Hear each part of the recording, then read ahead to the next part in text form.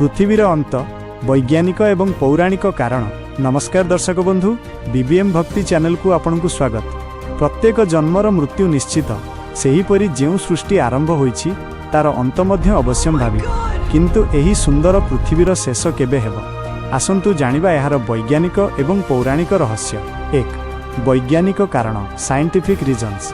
विज्ञान अनुसारे पृथ्वीर अंत कौनसी गोटिए दिन रे हेबो नाही, बरं यह एक दीर्घ प्रक्रिया। सूर्यंकर प्रभाव।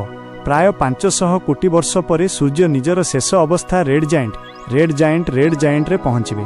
सेतेबेले सूर्य एते बड़ होइजिबे जे पृथ्वी, बुध एवं शुक्र ग्रह को निज भितरे ग्रास करिनेबे। ग्रहाणु सह धक्का, एस्ट्रॉइड कलिशन। महाकाश रे अनेक विशाल ग्रहाणु घूरी बुलुछंती।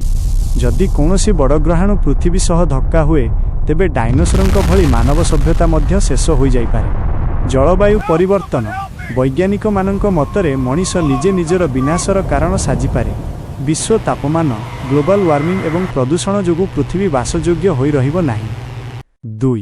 पौराणिक कारण, मिथोलॉजिकल रीजन्स। हिंदू धर्मशास्त्र एवं पुराण अनुसारे सृष्टिर अंत को प्रलय कुहाजाए। कलिजुगर शेष। पुराण अनुसारे कलिजुगर शेष समय रे पृथ्वी रे पापर मात्रा सीमा टपिजिब। मनीष परस्परर शत्रु साजिबे एवं धर्मर विनाश हेबो।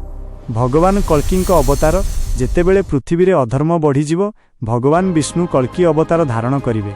से दुष्टमानंक संहार करी पृथ्वी को पापरु मुक्त करिवे। महाप्रलय। शेषरे भगवान शिवंकर रुद्र रूप एवं महाप्रलय द्वारा समग्र सृष्टिर विनाश हेबो।